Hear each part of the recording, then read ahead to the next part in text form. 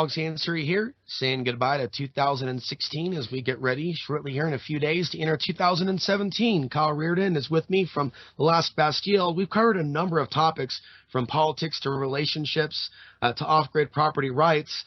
We're going to return our focus to what is called the MGTOW movement, but more specifically, because we do look at this from a larger perspective, I bring some of my Gnostic views and views on society, also what I call the big picture, into my what I call discussions on relationships, really, in today's modern Babylon. The title of tonight's podcast, The Evils of Codependency, and Is Romance Worth It? Kyle, glad to have you back. It's good. It's always good to be with you, Alex. A lot of stuff I've already talked about in past videos for new listeners. One is why don't chase the women of today's day and age or today's world. The other is what men need to know about women in today's world. And the other is what women need to know about men. And another is why are young, attractive females so different than their older counterparts? And I'm talking about life experience and things of that nature. So those are other videos that'll give you some additional information. We're going to focus, though, on some core themes. Kyle, what are we going to be talking about today? I think it's something that you've mentioned at least more than once, which is mainly about like codependency and whether maybe the MGTOW position, such as it is, might be at least partially correct because of this codependency that you and others have noticed in many of today's couples.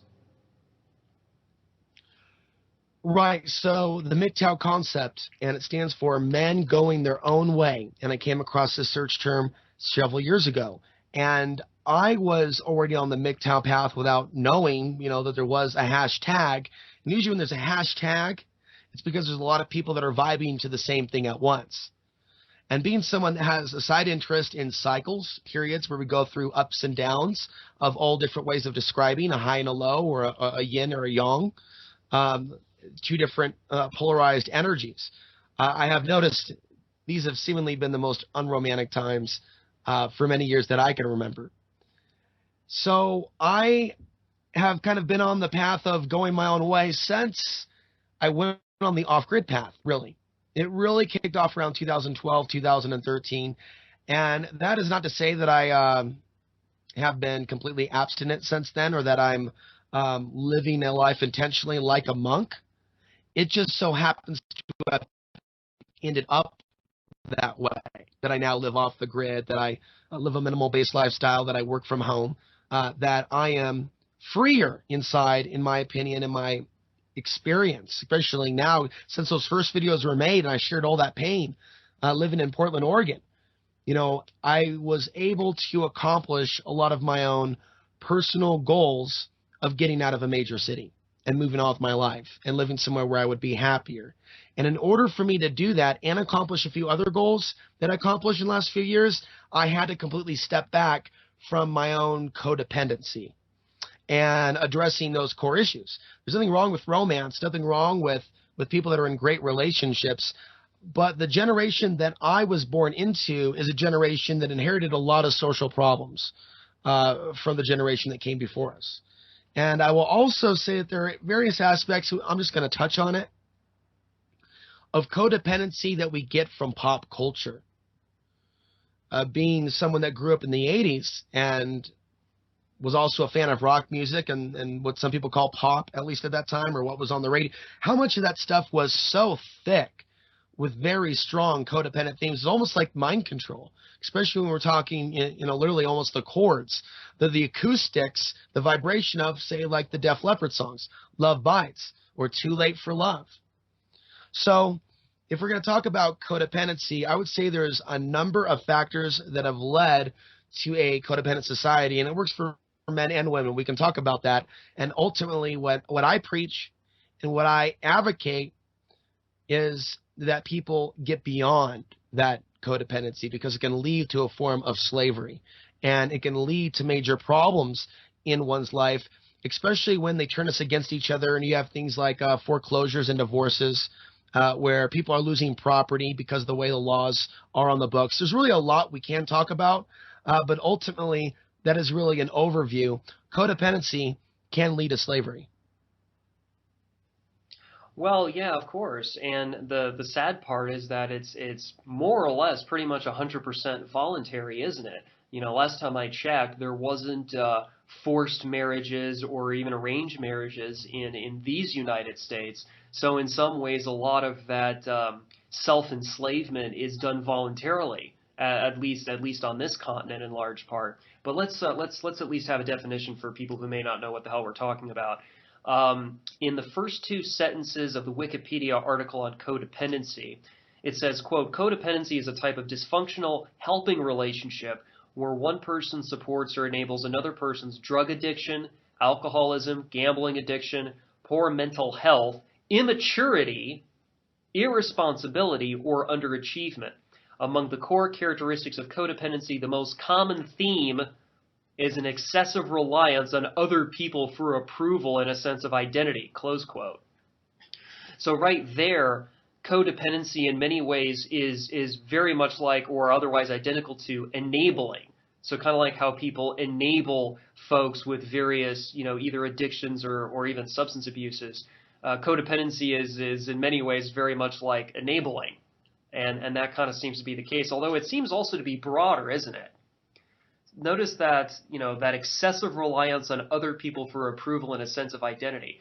Alex, I can't tell you how many times, even other people I've known, other couples and so forth, where either one, the man or the woman, will say things like, you know, well, I'm his girl. Or so even their sense of identity they're allowing themselves to be defined by their role in that so-called relationship. And I mean, We can see the pictures people post on Facebook where people are literally hanging over each other. Mm-hmm. And, you know, I can understand some people doing that to say, hey, literally, I have a partner, back off, I'm not interested. But I really don't think that's all of them. I think there's a certain amount to where that codependency is also tied in with that sense of, well, now I have value and social acceptance. I look happy. We're a happy couple. And one thing I know from experience is a happy couple is trusted more than the single male. So there's also that association with now being trustable now that you have someone in the selfie with you.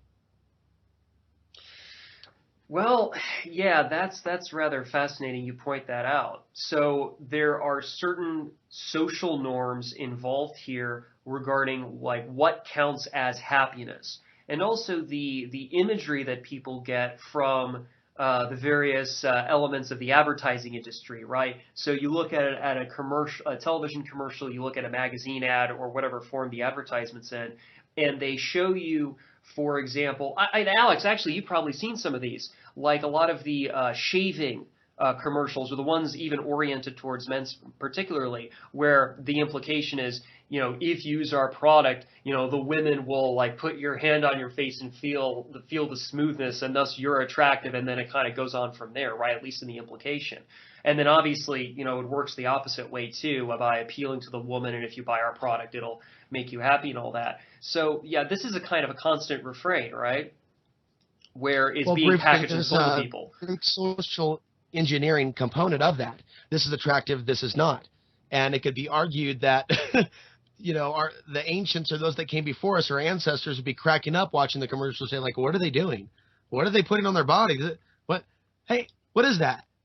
Well, that doesn't look, what is that? Looks like some weird, what is that weird soft rock where the particles just fall apart? So that which we call soap. Now, we're going off topic, but natural soap is a great thing, and it's usually kind of expensive. You know, they do sell it for quite a bit at, say, Whole Foods or something like that. But you compare that to like this Irish soap stuff, like the commercials you're talking about, Mm-hmm. or the deodorants, or the other things, and even the names of the razors. So they've really marketed things on a health-wise note that aren't even good for us, and it's all based on getting the mate and not being too primitive yourself, and making sure that you're very well groomed, and definitely not donning a large beard or anything. Yeah, but it's kind of interesting too that the segment from Wikipedia I just read was also mentioning about the immaturity and irresponsibility too of codependency. You know, Alex, I can't tell you how many times, like when I was in college, and I saw couples, whether of a shorter or longer duration of their so-called relationship, where they were. I didn't really see a man and a woman. What I really saw were two kids in terms of Wow. their language, in terms of like what they cared about, also even more the nonverbal body cues, their how they carried themselves and so forth. I felt like I was looking at a lot of children, not adults. Yeah, I've had that experience. I've had that experience of looking at couples where it's like they have the same energy field, and then there's like the whole Ken and Barbie thing, which a lot of people can um, have an understanding for, visualize. It's like, oh, two perfect little and sometimes we notice this in high school, or we notice it at the mall, or we notice it downtown at the restaurants. We notice it also at the nightclubs. Also, when I was in Portland and talking about the mayhem at the nightclub district, that particular group of Portlanders that would like to go down to Old Town, very different than the average Portlander. I mean, you have the average Portlander who's like the hipster, maybe inspired by Portlandia, but then you have like these freaks wondering what ghetto in America they came from. They came to party in Old Town on the weekend.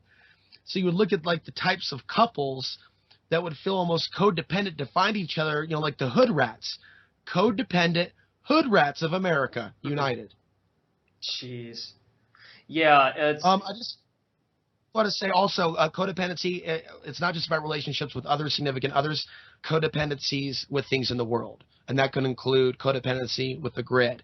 So there is, in my opinion, a spiritual component to combining something like MGTOW, going off grid, quitting your job, living with less, and maybe going a period in time without meat or certain luxuries, because they're all tied in if someone is perhaps codependent in their own, or has been at some point, on all those things at once.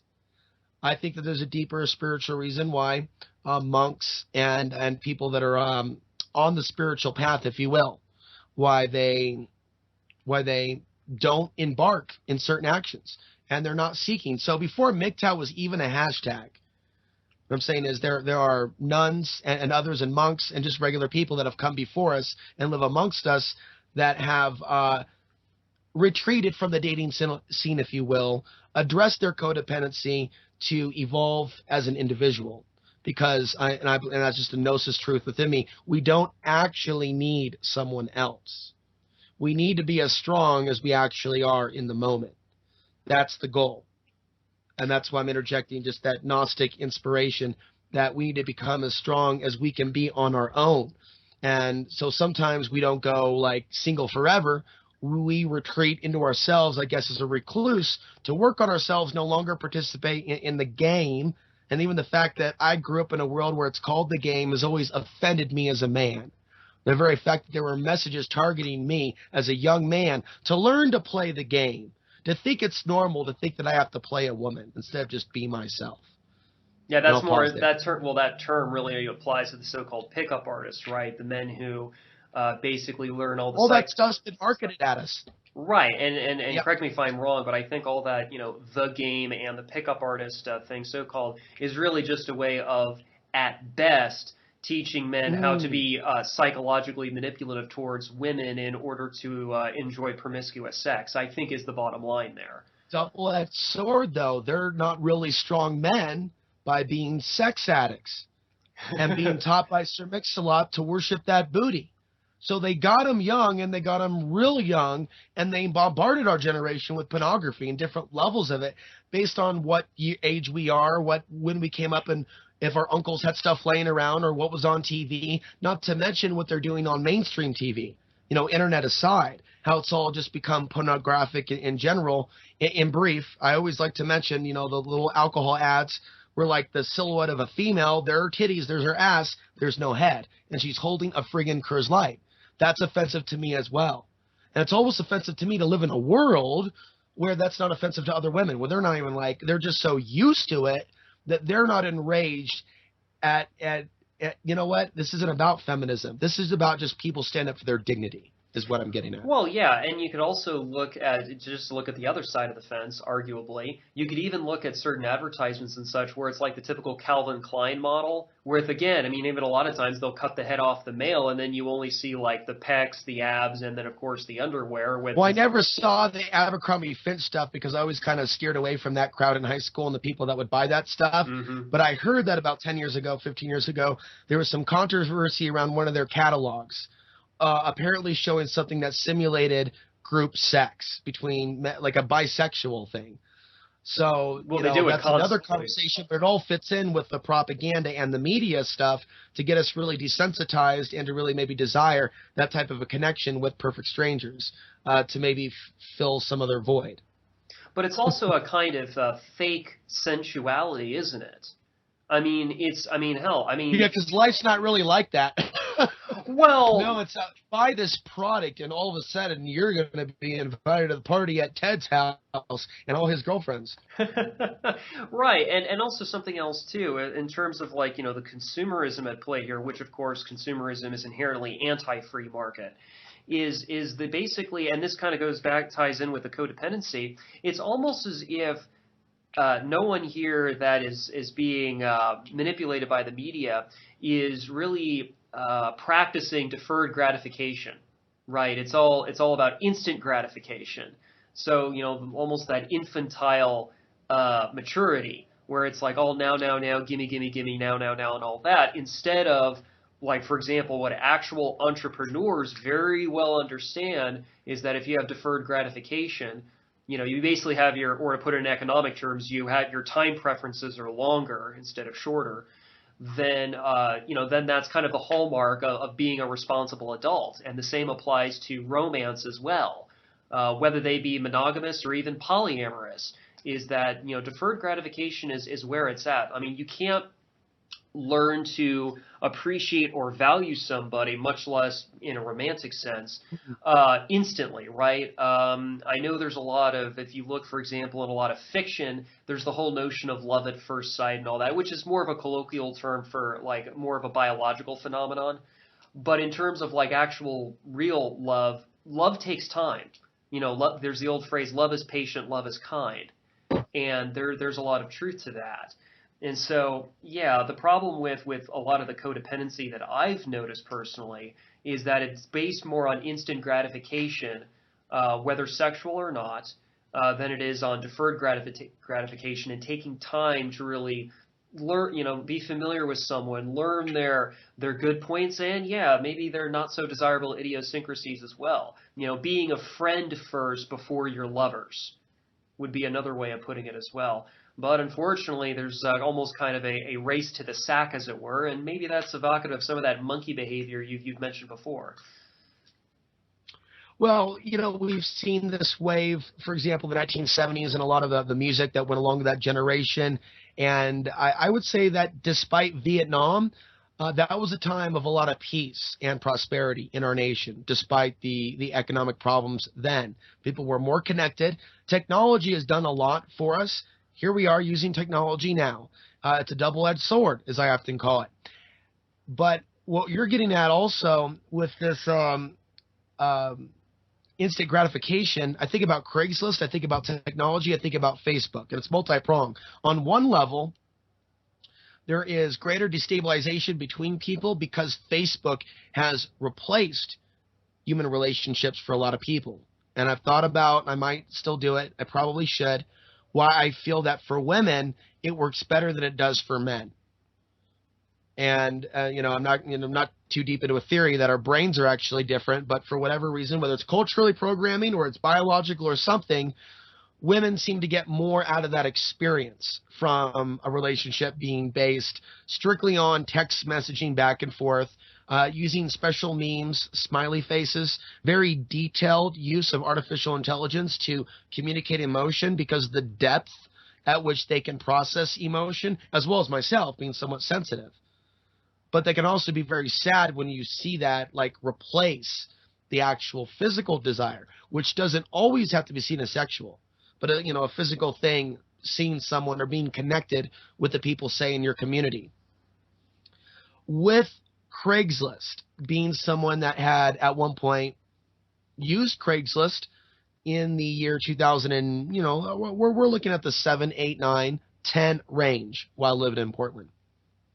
It's also a period where I found people more receptive to meeting up with me, so I got to learn a lot more in that period without getting detailed, and then having some positive experiences, but most of them being very revealing and eye-opening, to say the least. Go a lot of different directions with that, but it taught me a lot. I think sometimes we just jump into sometimes a dating phase when we're single and not married to learn. I mean, we may really be seeking the one that accepts us for what we are and who we are. And I just want to say that I saw, even in myself, to take accountability. My own instantaneous gratification. One day I'm dating someone. The next day I have another ad on Craigslist. That wasn't legit. Something obvious was happening with me to where I was going to take advantage of a period where I felt lucky in a lifetime to where I felt unlucky. And it's like one of that feelings like, I've got it. Well, in a way I did, because that was a period in which, there was more dating going on. But was that moral when you're kind of talking to someone to do that? I would say now, with my current belief system, that's immoral behavior. I'm not quite cheating if you haven't done it yet, but the attempt to do it is enough. But why? You don't have enough. The sex wasn't good enough for this one person. What's the deal? Are you going to try to get you realize the relationship's not working over here, but you're going to try to work this over here and get this over here? See, that's what we're taught. And so some men go their whole life like what? And sometimes we see sitcoms where they promote men like this, where they have a list of 100 girls. And this behavior is considered normal. This behavior is considered normal. And I'm supposed to think that that's a real man because he knows 100 girls? No, I've never tried to be that guy. But hey, what about a few? Maybe, what about 2? It didn't matter if it was just one time in my life. It was that time in my life, though, and I can recall it.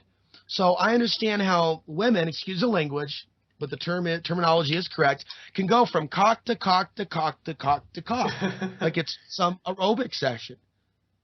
Well, despite all the stuff about AIDS and the STE stuff, I wrap up my thoughts. I mean, I walked into a generation where I really just wanted to meet a nice girl, and it was all about really just going from person to person to person. And the wanting to love someone was feared itself as codependency, though, from their perspective, from the up-and-coming female generation that wants her freedom, and her free love and sex too, and for there not to be any consequences. And I think that there are emotional consequences when two people come together and they have a great time and they really enjoy each other's company. And so, there's a lot of people jumping in bed together, but there's constant breaking hearts because of this fear of codependency. So the fear of codependency in others arising brings out a primal, almost promiscuous, no strings attached, which has its own potential codependency attributes. You see what I'm saying? It's like the snake eating its tail. Yeah. Well, I think those are valuable, points you bring up. I mean, that's the problem of serial monogamy, so-called, is that it encourages hypergamy, doesn't it? So the consumerist idea of endlessly trading up, not because you generally want something allegedly better, but because you've been programmed to endlessly trade up. So whether people are endlessly trading up in terms of more material objects like cars, houses, consumer electronics, clothes, etc., in many ways they'll treat other humans as if they were disposable consumerist products, in the sense of endlessly trading up their lovers. So what you described is perfect. I just want to pause on that. Trading up and marrying up, these terms which are so bizarre, but they're in our culture. Marrying up. I see the behavior of even some women on social media that worship certain, we'll just call them public figures. Maybe people that reach a lot of people with videos or content. The way that there are people that will almost worship them like they want to marry up into their family. It's very strange, and where this comes from, but it's obviously part of our human experience. What was the other term again next to marry up? Marry up, trading up? Oh, trading up. And hypergamy. I think of that as people climbing a ladder. And so someone, like you're climbing a ladder up in the world, you're going up in the world, you're trading up by trading a partner who has a better house in a better part of the neighborhood. And so Without a doubt, most women would be absolutely offended and would call that man a misogynist if they were to be called a prostitute, heaven forbid. And the idea of trading sex for shelter, for money, or going with a partner who has more of those things, so you'll get the residual effects. You're not literally a prostitute on a nightly basis, but it's an ongoing working relationship. And then hence we have this verbiage in our culture that is there for a reason, to wine and dine.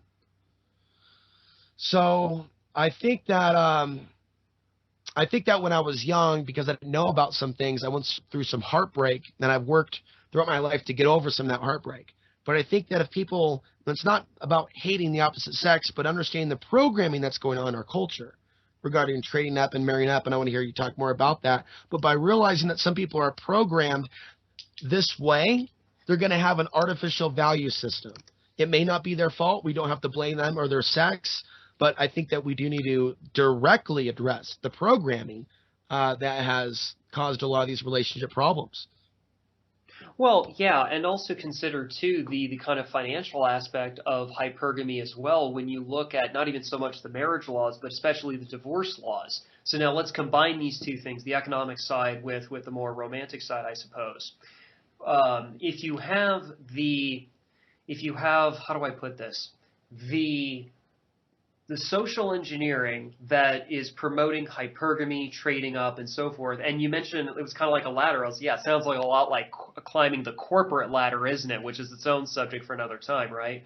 But similarly to the climbing the corporate ladder, you have like the endlessly trading up, not to reach any sort of discernible goal, but simply for the process itself is the goal of endlessly trading up as a value in itself, artificially imposed and so forth. So when you combine that with the laws as they are, is it really any much of a shock to anybody that if you look at the government's laws regarding divorce and property rearrangements and settlements and how all that works, combined with the social engineering, why wouldn't there be individuals of both sexes who, even the kept men, right, who would be incentivized, at least in some sense, to marry people for their money or their socioeconomic trappings, as you will, and maybe stay married for 6 months, a year, whatever the time frame is these days, and then divorce them, collect a fourth or a half of the estate, and then, well, repeat the process over and over again. I mean, it's almost like a non-violent version of being a black widow, isn't it? Yeah, protecting one's asset is obviously a big part of the conversation with regards to relationships in the modern day and age, and how someone can lose half of what they have.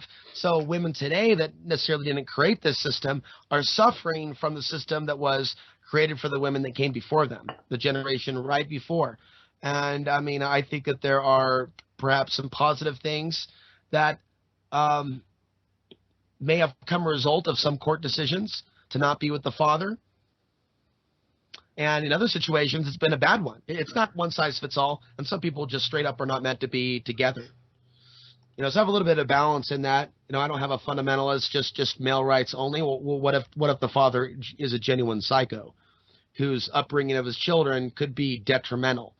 So, I think in some cases, some mothers are better than some fathers. And the truth is the truth. And that will remain the truth in my life. Because if I had been raised by my father who was abusive, things would have turned out much worse in my early childhood because of the extreme abuse that apparently my father was subjected to, that he thought in his mind that he had a right to pass on. And so that's where I draw the line. But when it comes to situations to where somebody can lose half their property, to where all this has become normalized, it really creates a fear of animosity. It creates an environment of fear. Well, oh my God. Well, if this is the society that I live in, well, oh boy, everything's changed. And then, of course, we have technology, and people can get on that, and they can meet their emotional needs, that instantaneous. Kyle, you know why I think some people do close their Facebook accounts? Like whether they know they are what they're doing or not. But I think whether they admit it or not, they're trying to tell the friends in their life, hey, I'm a real human being. I don't like that this thing has gotten in the way. and sometimes you'll see people on Facebook do this whole declaration like, folks, I'm leaving in 1 week. Here is my email. Here's my phone number. Sometimes I'll get the messages from people that I'm not really great friends with anyways. It's like, I'm really not planning to email you. Yeah. I'm like, yeah, well, I mean, yeah, well, that's great. Thank you. But I enjoy technology, and I enjoy putting podcasts out like this and videos and news. I enjoy outputting information on the technological web and reaching people. I don't like technology actually replacing all relationships in all situations. That really can complicate things, and I think that's what's happened to a lot of people. I think you look at all the anger right now regarding politics. There's a lot of very angry people, this whole left versus right thing. I think that's really just a front for unresolved issues below the surface regarding the sense of our families being broken up and our lives in a sense of disarray. And so, without getting too far off topic, really, what I see the media does, the media comes in and goes, no, no, no, no, no. Don't look at the breakup of your family and your disrupted relationships and the programming we did to fuck you up. We got an enemy for you, and it's called the radical left. Or you have an enemy for you, it's called the Trump supporters. Or we have an enemy for you, and it's called the Muslims. Or we have an enemy for you, it's called the blacks. So they're rioting. They're coming for you, Waddy. They're coming for you, Waddy. And so they're doing a lot of this, and it's working because people literally have issues. But I think the issues really come down to relationship issues. So the core solution to these problems is really to be examining relationships in our lives and to be honest with ourselves when we talk about where things were and where things are. And I'm just giving my opinion from my experience. I will do nothing but tip my hat to those happy, married, and relationship people in the audience. God bless you. Well, thank God you. bless America. Well, thank you. I appreciate it. But look, I mean, let me just put it this way. I don't like talking about my private life, but I will mention one detail in passing here. If my wife died or something to that effect, honestly, I don't think it would be very likely I'd be dating again. And it's not because I wouldn't want that with somebody else if God forbid something happened to her. It's more that looking at the dating pool and as well as my rough age, I don't think there's anybody out there who I would even be friends with. Never mind a lover or anything like that. So it's would more. you say this is more to do with not specifically where women are at today, but where people are at today, just in general, the type of society that we're in today? Not to make it necessarily gender specific, because I think a lot of women believe the same thing in their attempts to find a good man. A lot of them have kind of gone their own way because of the same behavior they're seeing from their side of the fence. Well, I mean, even look at the homosexuals. I mean, there's a few queers I know. And quite frankly, they've been complaining to me in private conversations about some issues that they've been noticing in the dating scenes that they inhabit, right? So I don't think this is limited to gender or sex or even one's orientation. I think it's a recurring theme that when anybody's dealing in terms of romance or even sexuality more specifically, there is a lack of maturity. There is a lack of responsibility, and there is that codependency that a lot of times people like there's the old lesbian joke about, oh yeah, we met each other and then like within a month we've shacked up, and there's a lot of truth to that. It's like, I wonder why that happens.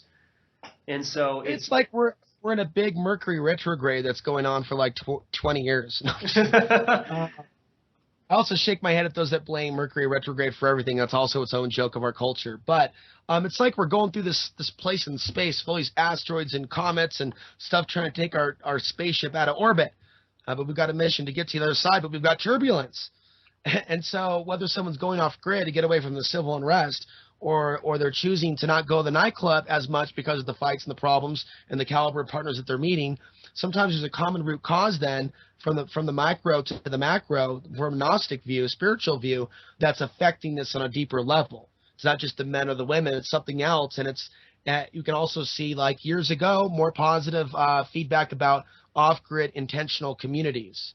And lately, at least in recent years, there's been less positive feedback about intentional communities. So I just notice these patterns. I use the term pattern recognition. Sometimes it's just the time and the place. or the sign of the times. It's just a speculative theory. And within that theory, there's hope then, because if there's a low, there's a high. When there's a high, there's a low. What come up must go down. And then, of course, what about the good times? So there is a part of me that does hope, whether it's not so much a shift in consciousness, but, you know, and it's I'd like to hope that things realign, where romance is back again. But I still believe that we're in a period that for the masses, we're in the most unromantic generation or period in time. Is this period 10 years?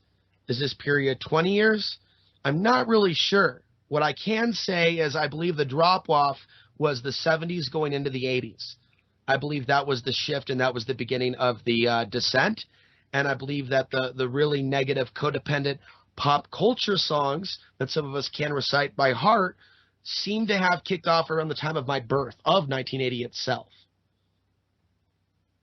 Well, there also is the possibility as well. It's funny you mentioned about growing up and all that. There might be a generational gap issue here too. There was an associate of mine, a colleague, who sent me a link to a video, and I'll recommend it here because I think the observations are more apt than not. And speaking as a millennial, I kind of take these criticisms on the chin, at least to some degree. But it was entitled Simon Sinek on Millennials in the Workplace. And in that interview he gave, Mr. Sinek was essentially making a lot of criticisms against millennials, but I think probably the most pertinent one for what we're talking about here is that, collectively speaking, millennials have a really, really tough time forming deep, meaningful relationships of any kind, platonic, romantic, even sexual, because they're so used to superficiality, which in a lot of ways, but not all ways, can be facilitated by technological habituation to things like the so-called social media and so forth. And he was kind of emphasizing more about people's addiction to cell phones and so forth. So that's something to kind of keep in mind. Also keep in mind too the role of political correctness and social justice, fake grievances that are very divisive and balkanizing to men and women as well. In fact, actually, if you remember Shane Radliff, whom I think you've had some interviews with before, there was an article he wrote a while back, over a year ago, which was entitled Bearing My Soul, a short essay on libertarian love. And that was rather interesting because it got me thinking that, I would hate to be in his position. I mean, can you imagine being a 20-something nowadays, knowing what you know about the state and still trying to find romance? And he's still in college. I mean, that's like the worst combination of every element you can think of. 10 years ago when I was going to community college, I envisioned it as being exactly like this. It just wasn't as charged with the social justice warrior stuff, but it was pretty identical and completely empty and meaningless. So if anything, sometimes I wonder if things have almost gotten better in some areas. But I do want to say with the codependent theme as well, to share one experience, personal one. I feel like some people, when they get involved, what they really want to do is be chased, even during, you can even call it a courting. They want to be courted. They want to be chased. And what's difficult is, a guy could be, I guess, MGTOW and still date, still be open to certain experiences, and I have, even though I just chose to not go out and seek it. But I'm also a public person, as most people know, so I can literally be contacted by people that appreciate me for me, which I think separates me from most men, the fact that I'm a YouTuber. The very thing that actually will alienate me from most women when they actually find out what my philosophies and beliefs are, let alone we start talking about archons, and I perceive to be a bona fide untreated schizophrenic, end quote. So, I mean, I guess for me it's a unique thing being that I'm a public figure to be talking about relationships, because I only know what that's like. I don't know what it's like to be a private figure. And without a doubt, some of the content puts me into a certain kind of box. What I've done is, and a lot of people don't understand why I am the way that I am. I do certain things to protect myself. And so because I've been burned for a long time, I truly believe that I believe in fate. I believe that in things happening for a reason. I believe sometimes we meet people for a reason. I believe everything that happens for our life happens for a reason. So because I believe that, I believe that if it is like a potential positive relationship, you don't have to force it. It'll happen. And the chemistry will just work itself out. You don't have to be artificial. You don't have to be fake. And a good, strong friendship isn't going to be destroyed by a social media miscommunication. Right, And right. Facebook isn't going to replace it. If it's a really strong thing, the magnetism of the sexuality will be so strong. But the other thing is, because I do talk about the supernatural and this battle between good and evil, there are ways that it can happen in our own life because of what we're involved in, potentially, for those willing to believe, right? Hmm. So does it make sense for us to be involved with people that have different value systems? I don't want to say religion. Gnostic is more of a philosophy, but does it make a whole, would there be potential for conflict?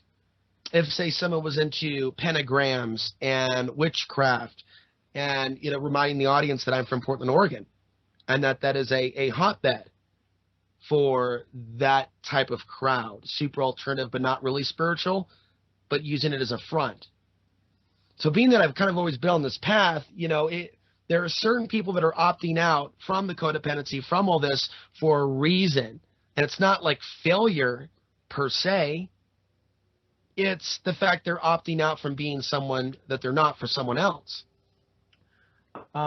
There's a couple more things I want to mention, but back to you, Kyle. There's just Well, it's a interesting few you things mentioned. there. Well, it's interesting you mentioned about publicly talking about these things and versus privately doing it. It's interesting. I myself really haven't talked about these type of things up until you and I did that earlier podcast, which I think was called "The Root Cause of the MGTOW Movement."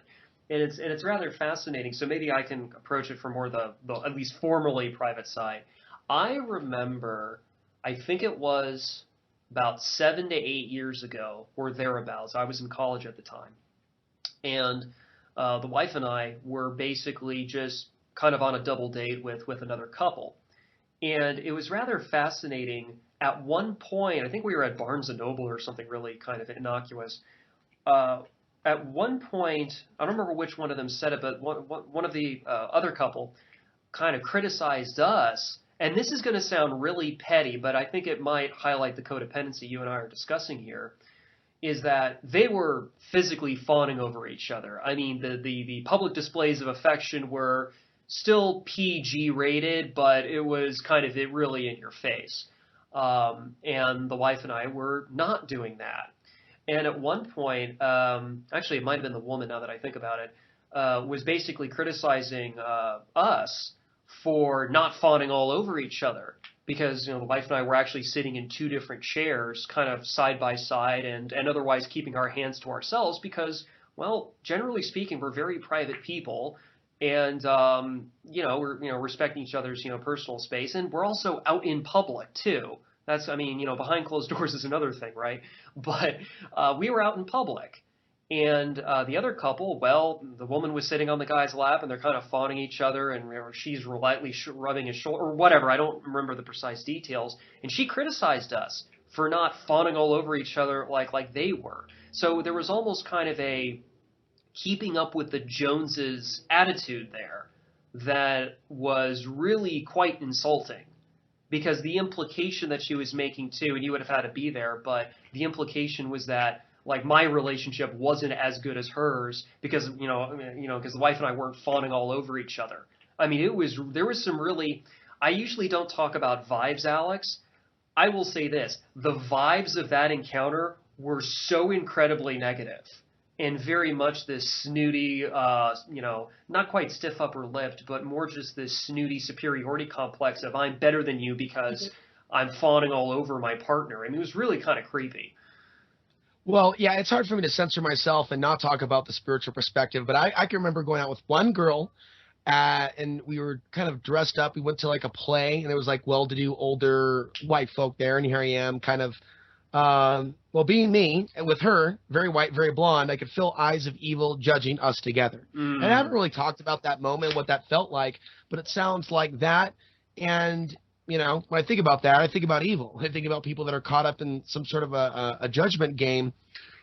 And this is also kind of a painful time anyways, with this obsession on white genocide, other things that are divisive, other things that are basically could be insulting to those that are members of quote unquote, those labeled in the box.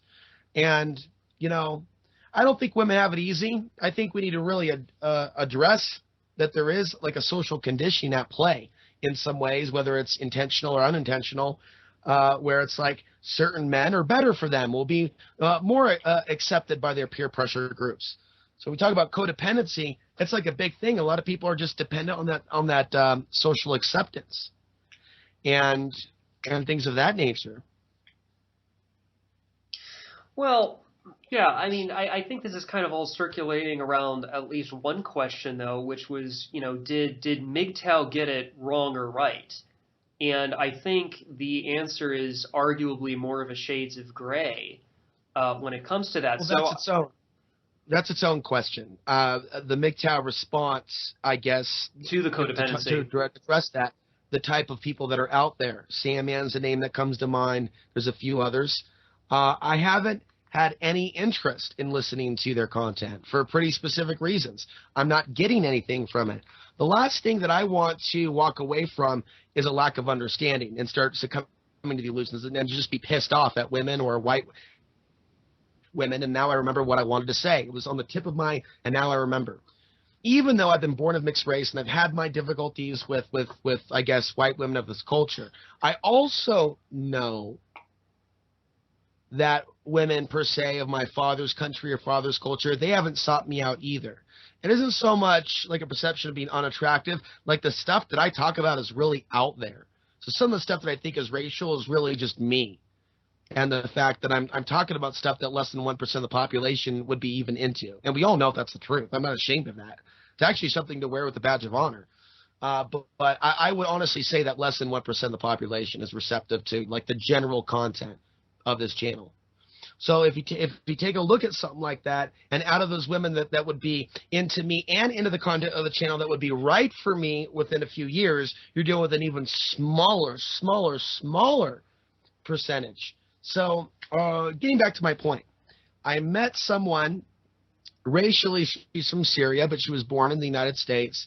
And the way that just hanging out with her for a day, like the criticisms, tell me like, oh, I was about to tell a story about something that I talked about on my channel. It was like, don't talk about that. Like, whoa, talk about having like, and doing it in the same tone as my mother. Whoa. And then it was like happening in like in a short period of time. And it's like, I mean, I really expected something different. And I wasn't surprised though. I wasn't like, wow, I'm really surprised. She's just like the regular white chicks. Or Euro in background, because many Middle Easterns or Arabs are also white in reality, but of European nature. So I think what I've learned is don't become, and we need to keep this on point with the difference between this and a lot of the mainstream MGTOW stuff. They get very angry at the women, and they get very angry at certain races, and they are pissed off, some of them that are angry white males, and they were very offended at our last podcast when I talked about that the fact that a lot of men are getting laid, it's causing on a subconscious level aggressive behavior. And that fact that I got Freudian with them or psychological with them, just made them angry. Just like I told the Trump supporters, they're using reverse psychology. No, the establishment doesn't really hate Trump. They're just making it seem that way. And they're like, that's preposterous. That's actually exactly the way it is. Mm-hmm. And so what I'm saying is, a lot of them got really offended and took it personal. But that is the truth. I noticed the trend a few years ago. Now, we don't need to get too deep into like conspiracies at Fukushima. Is it Fukushima killing the libido? Trust me, I've thought about this too. Is it the chemtrails? Is it the GMO? I'll also say the main people that have trolled me with angry comments are angry MGTOW people that are opposed to the spiritual perspectives or conspiracy perspectives. They simply want to hate women. Some of them. And a lot of people aren't able to even understand the language I'm using with you, Kyle. When I say some, not all, but some, they don't even want to accept that. And so that's cognitive impairment. That's denial. Of course, some are going to think like this. So if you listen to Sandman and some of the other MGTOW channels, they're just going into, and they're almost describing the female like an animal. And Sandman, it almost seems to be angry, even though he's talking very analytical. But, when I hear him, I hear a feminized man, to be honest with you. I don't I don't see a manly man, Sandman, who's going out, who's addressing actual issues in the world. They're pissed off. And this is the shit. It's not demonizing men or sexuality to talk about man's inclination to want to have sex and be with a woman. And when some men don't get that, they can become physically aggressive. I'm not demonizing men. What I'm doing is I'm actually explaining there are like root causes behind certain things. Now, in my other work, I talk about like a solar flare influence. And I think there are even things like that to where our sex drives go up like that. They literally, testosterone, the you-know-what and the you-know-what goes up, and they want to partake in sexual behavior. And that's totally normal because they got this energy running through their bodies. Some will even say chakras. And they want to get down. If not, and if they're not like a calm person, they may go out, get drunk, drive their car real fast, get into an accident. All because they were tapped into that addictive, almost codependent, got to have it. I mean, we live in this your way, right away. McDonald's and Burger King, prostitution now, porno now. Get it? Yeah, the instant gratification. You're right. Get it? Right. The instant gratification. And how do I? Larkin Rose said something really wise a while back, which is that the problem with most activists is that they don't understand what the problem is. And my own experience with coming across a lot of, activist types of various stripes and flavors is that most of them tend to be pretty narrow-minded. Actually, they focus on their single issue causes or even an ideology if they happen to have one. But then anything outside of that, shall I say, outside of that box, they pretty much either ignore or they ridicule or they otherwise don't take seriously. Even in my private conversations with them, I can actually prove, that I can connect the dots, right? Kind of like what the intelligence community fails to do when it comes to terrorism, right? I can actually connect the dots and show that, hey, this other seemingly separate topic or whatever actually connects to your single issue item because of these reasons, and here's the evidence and so forth. So regarding MGTOW and their criticism of codependency and such, I would agree with them about that. However, that doesn't therefore mean that Sandman is the best guy around, right? When you listen to, you were mentioning before about like the impressions you were getting. Well, my impression was that the guy's dripping with disdain and resentment whenever he's talking about the opposite sex, quite frankly. And I think he goes a little far. There's also something else, too, I've noticed. It's the collectivization of one's gender, right? Like it's kind of like that old but wrong question about what do women want? Well, what does that mean? What do women want? If you're asking, like, what does that in particular individual woman want, then yes, that's a good question.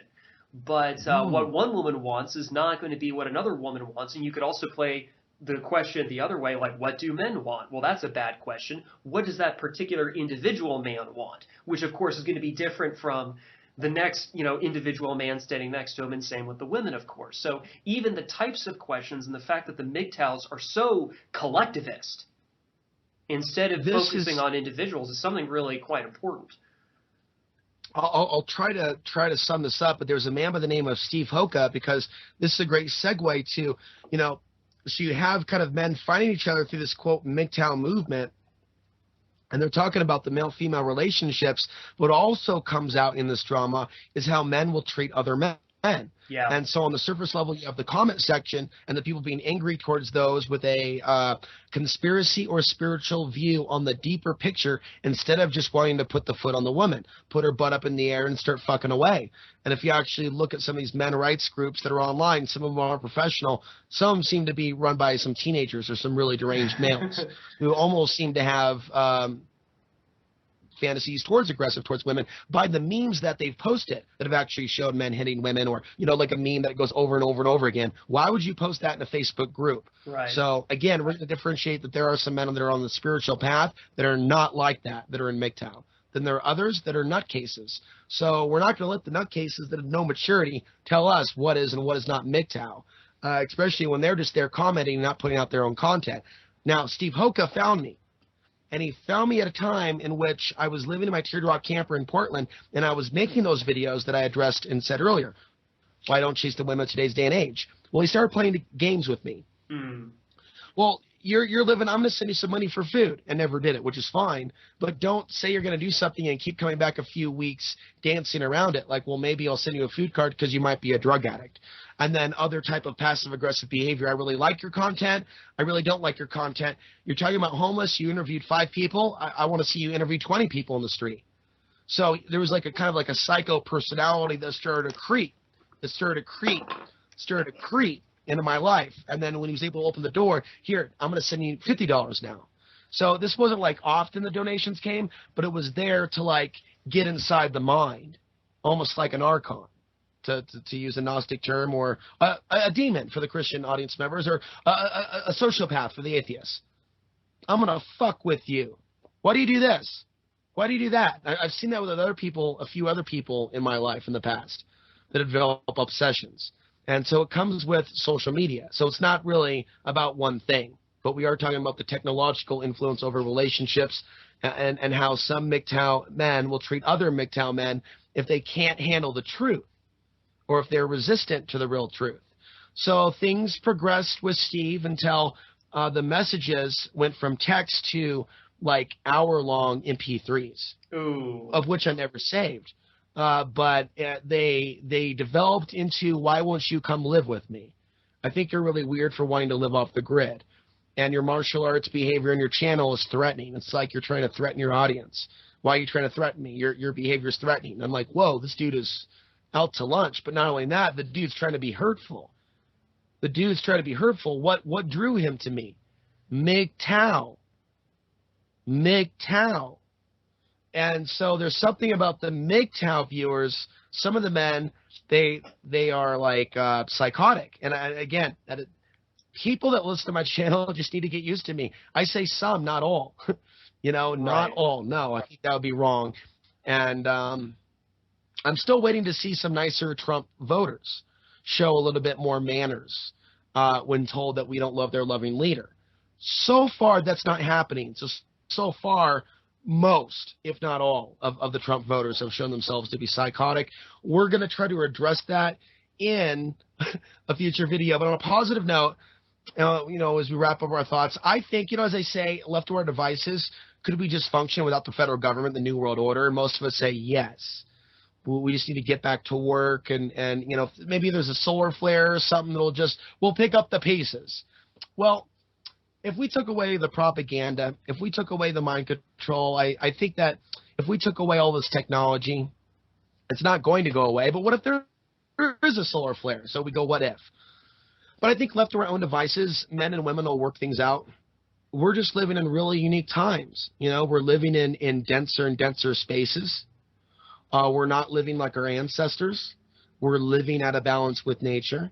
We're surrounded by all these technologies that are impacting our consciousness, and some could say hormones, pheromones.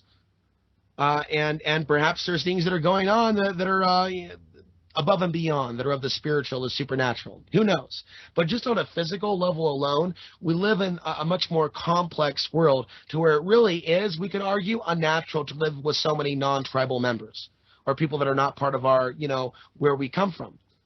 And what it's done, it's caused a lot of fear. And it's especially painful for people with no tribe, that come from no tribe, that are just American citizens. And maybe some of them are mixed race. Maybe some people that are black or white feel disenfranchised. Maybe they feel they're the minority in their community. But I'll tell you what, it really hurts if you are a racial minority in this day and age and you're not involved in any relationships or family. But in the end, to cite my experience, it can actually make you an incredibly strong human being when you become independent from all forms of codependency, and you work for yourself, and you live off the grid, and you're growing your own food, and you're not chasing intoxicants, and you're not chasing mindless relationships, and you're just letting the universe provide for you. It's difficult to get to that place, but that's actually the place where I am now, more so than I was when I first started making videos about this. Kyle, some of your final thoughts on this, and maybe, I guess, again, ideas on how people can use this information to better their own situation. Well, I think this is kind of revolving around the question is romance worth it, in modern America today and for the foreseeable future? And in light of codependency, in light of some other related problems like divorce laws and the so-called domestic violence laws and some other things, basically, and as well as the politicization of sexuality itself, which is kind Oh, of I its have own one more. topic. I have one more. I have one more, Kyle. In a worst case scenario, I want to keep this on the podcast, but I can't. We're really at that point where they almost should be talked about. The idea of white slavery, whether it be from student loan debt, whether it be from World War III, whether it be from alien invasion, a lot of people into that aren't into the other conspiracies. But facts are facts. Women would be targets. And the fact of the matter is you're citing things, and you're going to continue to list that, but I would add in, that is a big responsibility to protect a woman full time. And so one of the hard decisions that I've had to make, and I'm glad I remember to say this before it's over, is there's been years for the right people to contact me. I think that as things build up, there's going to be people acting like they're my friends or potential girlfriends in a few years because they're going to see the writing on the wall. And go, oh, that dude's in the best part of America. He's no longer so unattractive. Now there's something attractive about that survival sexual thing. And, I have to be like my own big brother and go, no, I'm not going to be just responsive to people contacting me, wanting to come up for a ride. No pun intended. I have to start thinking a little bit more carefully because I'm a controversial speaker. And if there are people in my life that think that that's paranoid thinking, and I've seen people talk to me like that, like, why are you asking me where I work? Well, because it's kind of a secret, and I think that's kind of odd. And I think that's normal that I should, know more things about the people that visit me or contact me because of the risk involved. You can even say because of some of the people that I've exposed or pissed off on this channel. And it's not outside the realm of possibility. And so kind of the rule that I've set out, it's like you can't let, it's like being my own big brother, higher self speaking to lower self is another way to put it. You cannot be a slave to your own lust. It's like it has to build upon real friendship from here on out.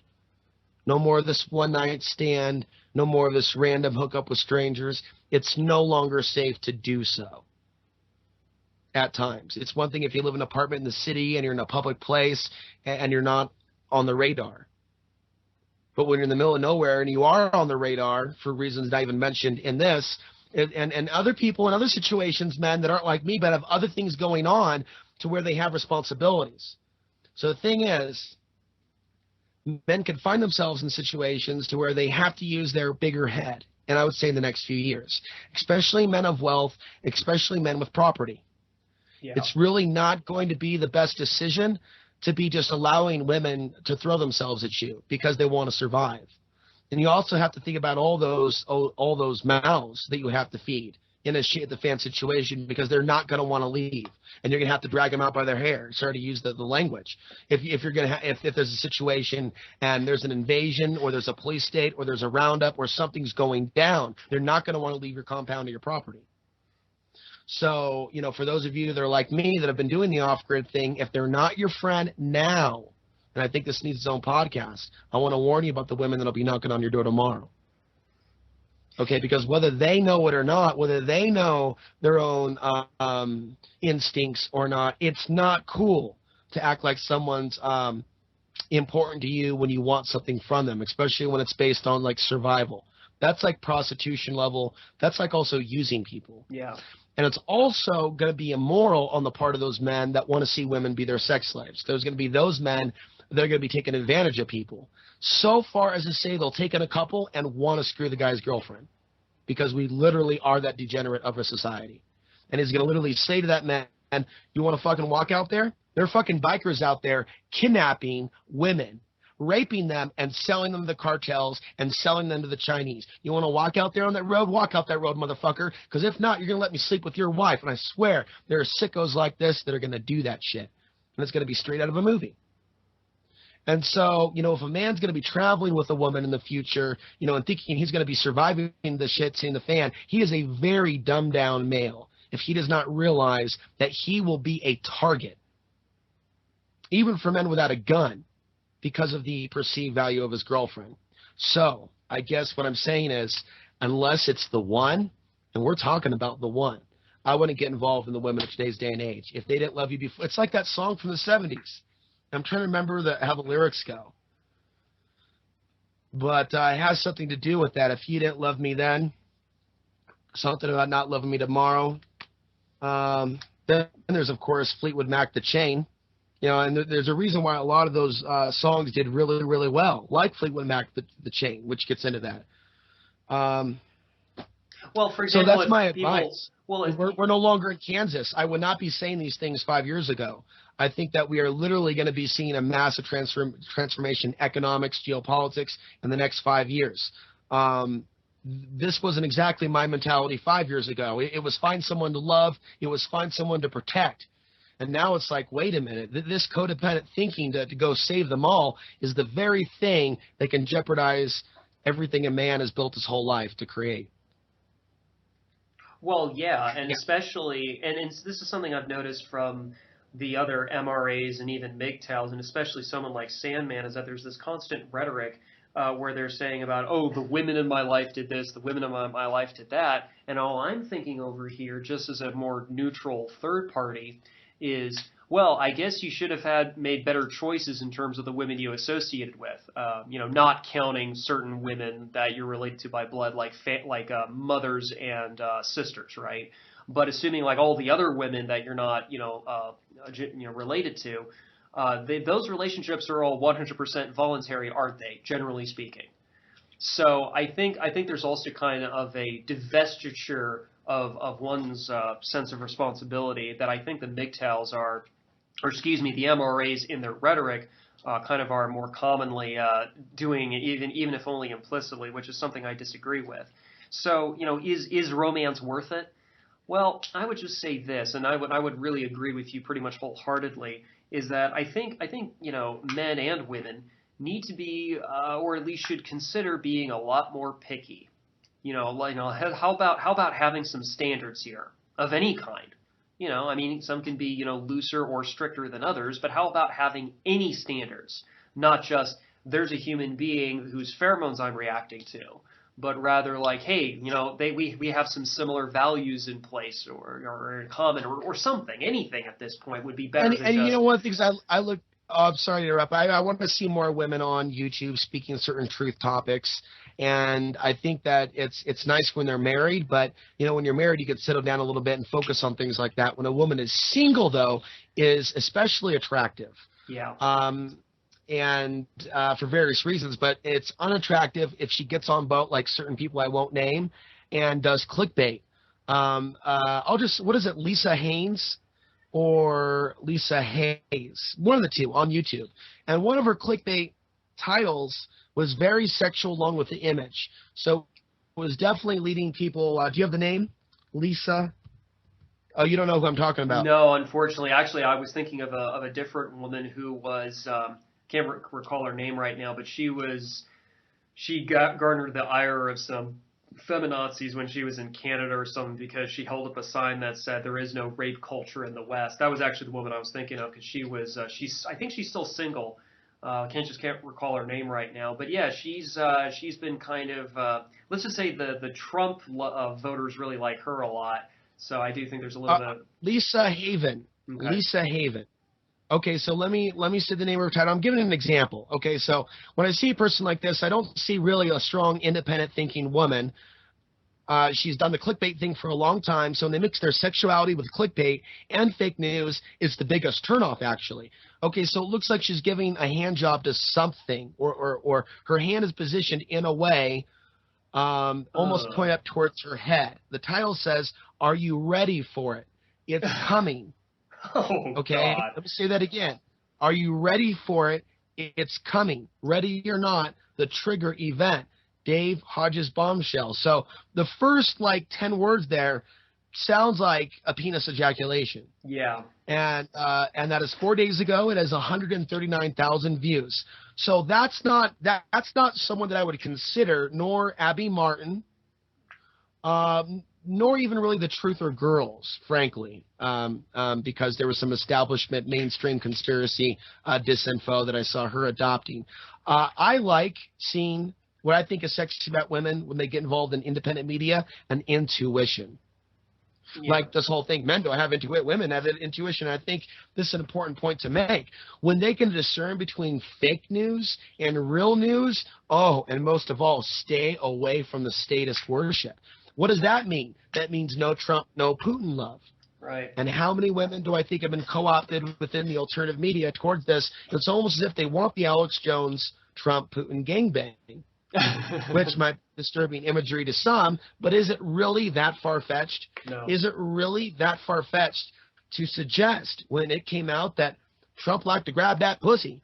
Is it really that far-fetched that that actually made him boost popularity with aspects of the female voters? No. It turned off a certain aspect. There's another aspect that wants the hair pulled hard. Now, again, I wasn't born yesterday, and there's a certain amount of humans that want to be either in a master or a slave type of momentum, which we haven't even covered, and I've covered a lot of my earlier stuff. It's almost like a biological android, a default. So we're spiritual beings that can go beyond domination or submission, but we as men or women may be pre-programmed, and we may even have some genetic disposition. Who knows? Don't want that to sound racist, but there may be certain things that some of us may have evolved out of. What have I evolved out of? Well, on my dad's side of the Middle East, I certainly have no interest in having female slaves or being the head of a household. In fact, I think very lowly of families that worship their oldest male. But that's traditional male domination. I happen to be completely opposed to that type of, like the people that worship my father on my father's side. I think they're sicko cultists. So I don't think that I'm feminized. I think that I've actually evolved beyond a certain genetic disposition, or there is no genetic disposition. That's bullshit, and it's all cultural programming. But that aside, I think that there is a certain amount of sexual disposition for men to be dominant, women to be submissive. And whether or not that's good, bad, that's the way we are as humans. And I think when people pull out of that inclination to be one or the other, and they just want to be in a healthy relationship, I think there are people out there that might associate with that. They don't want to be yelled at, and they certainly don't want to be in a position where they feel like they got to yell at someone else. And so, there is stuff in our culture that's programmed us. You obey the male, or you got to tell the woman what to do. But then they try to pervert things and then turn it on its head. Well, now it's time for the men to be yelled at. Now it's time to cheat on the men, break the man's heart. And I think that's what we're trying to help the women understand. Just because of the persecution and stuff that happened before, don't try to flip things on its head and do this, I'm going to hurt you now. Because that doesn't work. That's not helping the situation. And so describe what I perceive to be most of the Portland women. We're talking well in excess of 50%, if we're going to be honest. When they're doing that, jumping around back and forth, it's not only the codependency thing, it's the I'm getting back at you through the heartbreak, through I'm not going to see you again. I got something from this experience. I was taught men are pigs. Well, I'll show you who a pig is. I'll show you who's a kinky pig who ain't going to fucking talk to you the next day because I'm going off to the next cock. And that is brutal. That's like, what kind of an alien planet is this? Well, yeah. And what it does is it makes one fear for the future if this cycle isn't going to rebound, like I said, with the high and the low and the low and the high. Well, even the entire notion of so-called revenge sex, I think, is kind of in some ways what you're kind of getting at. So, and that has nothing to do with romance or love more generally or anything like that. In fact, it's the antithesis of that. When you have something like revenge sex, that is itself very hateful, isn't it? And I think that's something that a lot of people are just kind of missing, is they view, getting back at someone or breaking someone's heart on purpose out of a sense of revenge, of misplaced righteous indignation, which may be indignant but certainly isn't righteous. And they think that, whether it takes the form of revenge sex or something similar, again, divorcing somebody just so you can grab half their stuff because the state allows you to, that is what destroys relationships. And I would say more generally, and in some ways more fundamentally important, it also destroys trust between humans. And, if you look at the free market's all based on trust. Do we exchange or otherwise barter with our goods and all that? And I would say something similar, and that's more in the context of economics. In the context of more like romance, there is an exchange of value for value, at least in one sense. Let me just pause at one theory. I just want to say, I also thought that in the future we would see more scares regarding STDs on a more social engineering. And I just want to note here we've seen Zika over the course of last year, and of course the subsequent spraying in Florida and its effect on bees, but also human health as well. Well, yeah. Totally side topic, but totally related. Yeah.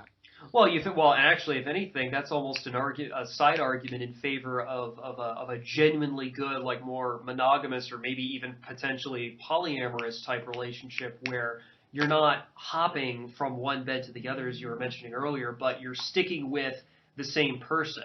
And so there is a kind of a biological safety net of sorts with that. But yeah, it's rather interesting, isn't it? So you've got again, this is almost like controlled schizophrenia one more time, right? Oh yes, we want to have equality and we want to have social justice and we want to have all these wonderful things, but then there's revenge sex and the divorce laws and the child custody issues and all of that kind of stuff. Meanwhile, nobody's pointing out the real issues at play. I mean, I wish more people would get upset about marriage. I don't have a license to be married, okay? Because marriage as a type of contract pre-existed the state, and families did too, whether the parents were married or not.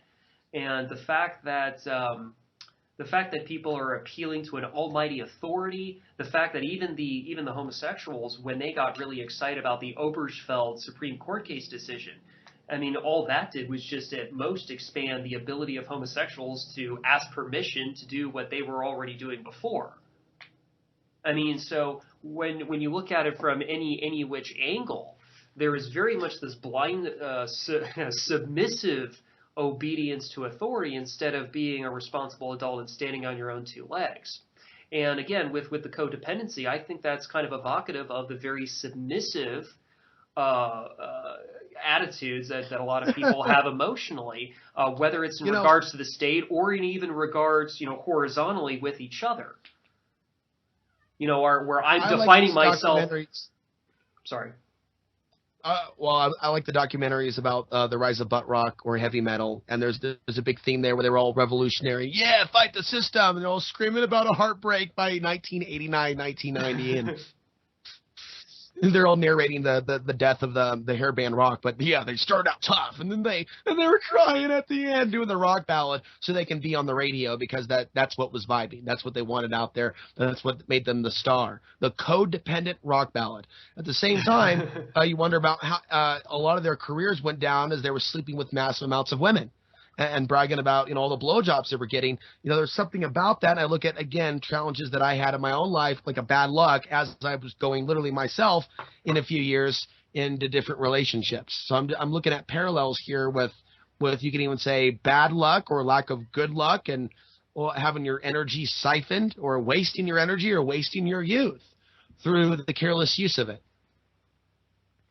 Well, yeah, and I think again, just to kind of repeat it one more time, I think the supposed value of instant gratification is really what's in a lot of ways fueling this codependency, and also robbing people of their own freedom because they voluntarily surrendered it over, whether because they believe the social engineering or they believe the public schools or they're even their own parents. Hell, a lot of kids learn about codependency because they observe their own parents doing this kind of shit. And so like a baby duck imprinting off of other ducks, they then mimic that. Or primates do it too. So I think trying to not do the monkey behavior of imitating other people's bad habits, I think is really important for people who care about freedom in any manner. So if you want to have freedom in your own relationships, whether platonic, romantic, or even just more purely sexual, which is more based on lust, I think it's really important to just kind of really distinguish between needs and wants, right? You need to breathe air. You need to drink water and eat food and sleep and some more basic biological functions, right? But if you want to sleep around or you want to have a romance with someone else, I would suggest that's more of a want. Because there's all sorts of people who are celibate. There's all sorts of people who are basically kind of secluded, whether of a religious persuasion or not, who survive just fine.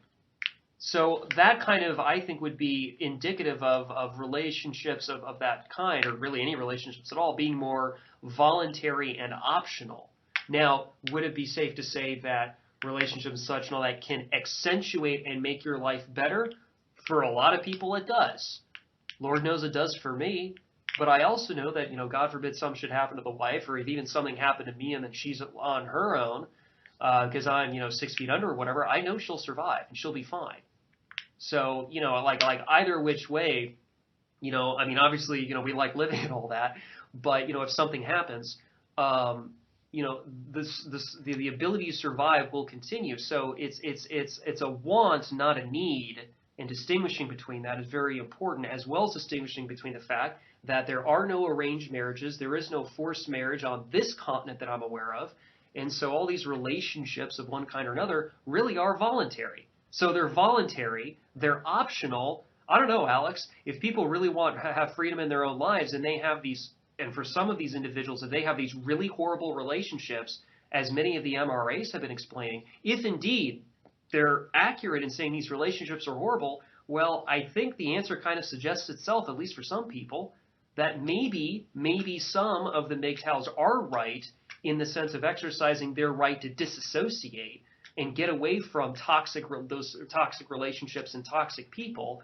But I think that's only half of the equation. The other half of the equation would be that they need to develop themselves and have better character themselves. Because if their own character is defective, that actually attracts toxic people and toxic relationships into their own lives. Mm-hmm. And much like Ayn Rand said, I'm no objectivist, but I think she was right about her theory of love, at least to some degree.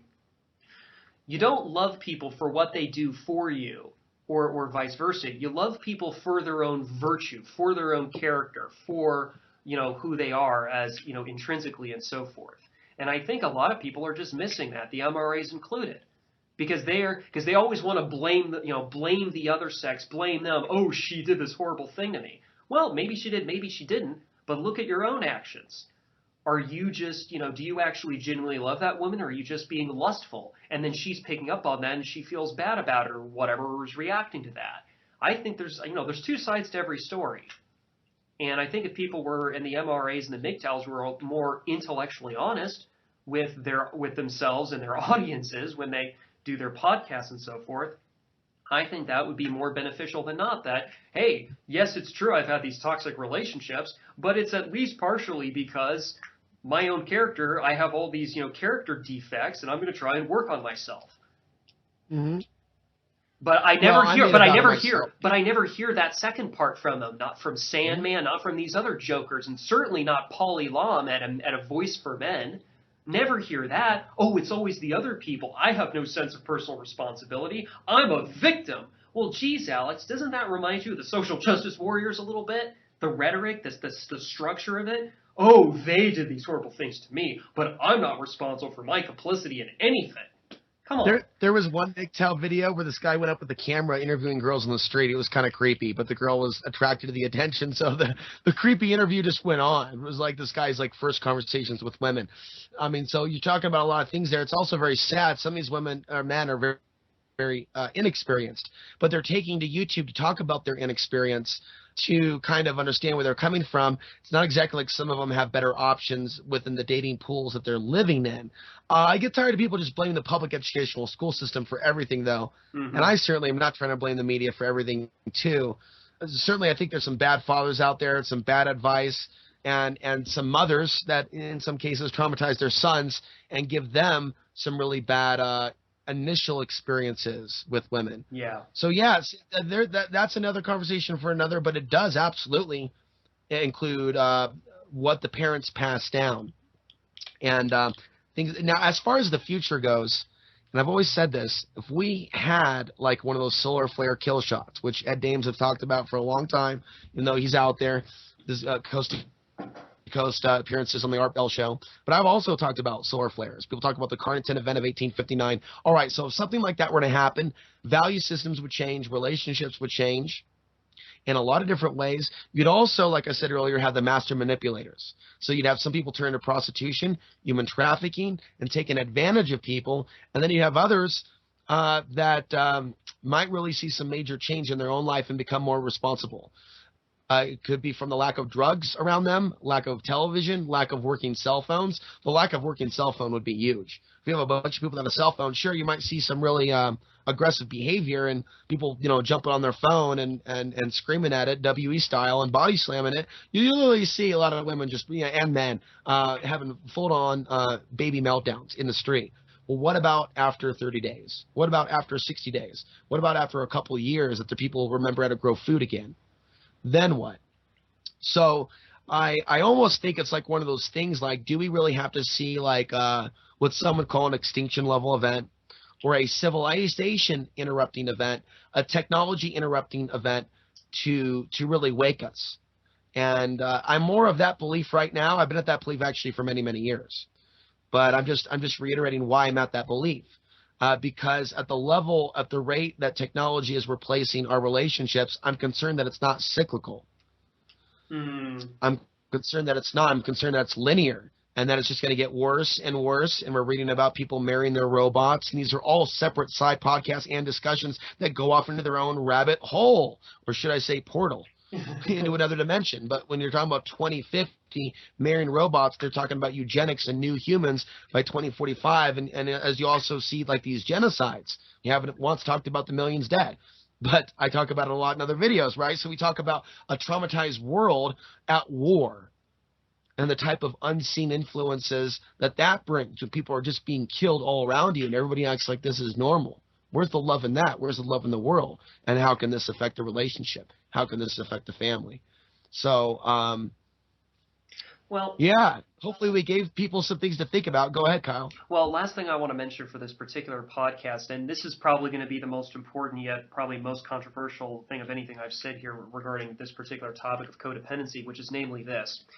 Many men and really boys that I've known throughout my life who usually in private conversations complain to me about they went up to some girl or woman or whatever and they got rejected. Oh, they got rejected. Oh my gosh, the world's ending. And pretty much the first thing I say to them, which to them sounds rather callous until I sit them down and explain it, which I do pretty much immediately, is quite simply this. That's a good thing. Well, what are you talking about? I got rejected. No, you don't understand. When, for example, a woman rejects a man, and this is just more kind of like, do you want to go on a date, go out with me for a coffee or a beer or something? Not an actual relationship, but the potential of one, right? People are just shopping for potential lovers and whatnot. When a woman rejects a man, that is very healthy. In fact, to put it in economic terms, it's creative destruction. And so and think about this, if a woman wasn't able to say no, that's not good either. In fact, if anything, that's more evocative of central planning, if anything. But when it comes to dating isn't centrally planned. That's a spontaneous order. And, some people will say, yes, I do want to go out on a date with you, and maybe more, depending. And quite often, and arguably some people might say this happens more often, the people say no. Or even if it's, the sex is going the other way, a woman asks a man out or whatever because she knows what she wants and she's not going to wait for her, Prince Charming to go save her, right? So when someone says no, that's very, very healthy. And it kind of lets you know, okay, this isn't going to work out. There's more fish in the sea. Let's go, I hate to put it this way, but let's go shopping. Let's go see who else is available and so forth. And that's something a lot of people really don't kind of understand is that rejection in that sense is integral.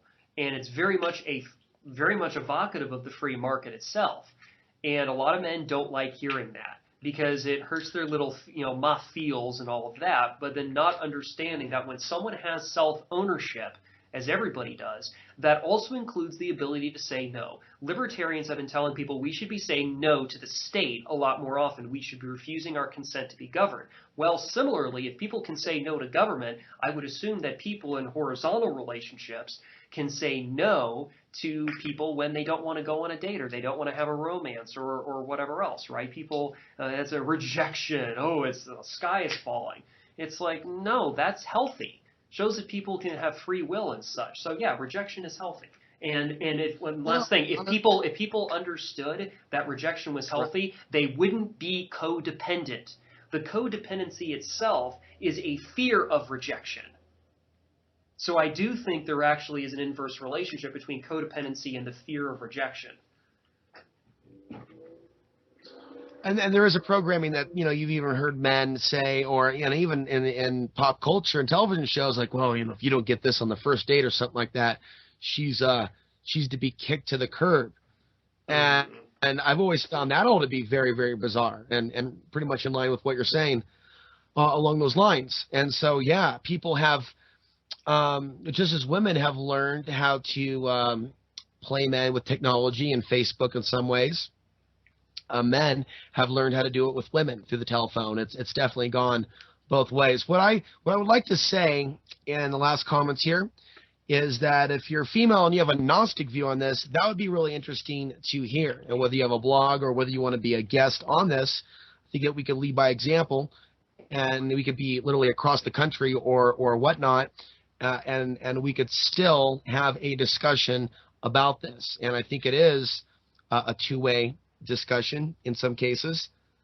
And then there's, of course, a situation where men just need to simply talk about things from their perspectives, because there has been a lot of demonization of men. And as Mark Passio talks about, there's been a lot of desecration of what he calls the sacred masculine, the good guy that basically wants to protect society from corruption, because society's become so corrupt. For those of us that are against the corruption taking place, it's just beyond us and frustrating that there aren't more people that we would call tribal members, or people that are like us. And it's not so much like a racial thing when I say tribal, people that you consider part of your family.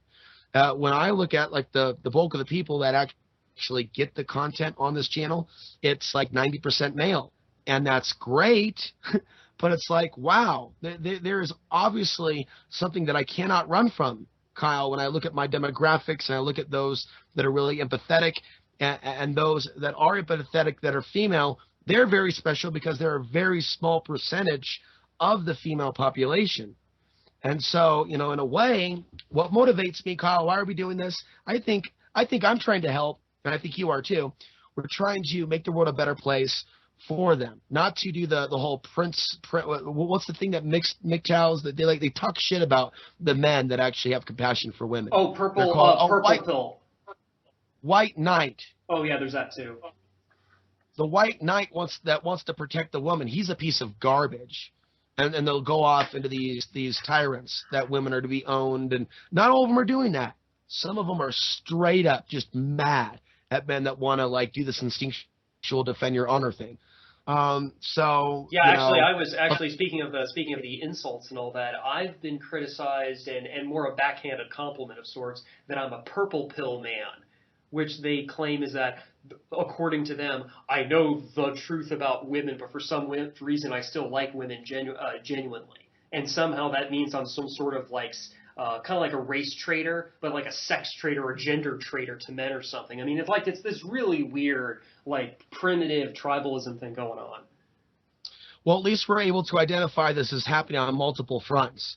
And we'll continue to talk about it. We'll continue to talk about those people that blindly worship people that are elected into office, or maybe blindly hate certain people and make them the scapegoats. This constant theme here, people are running away from self-responsibility. Hopefully these podcasts, and also check out our Liberty Intelligence Files. Check out Kyle Reardon's website, thelastbastille.com. I'm Alex Ansary. My website is alexansary.tv. Kyle, thanks for being with me. Great to be with you.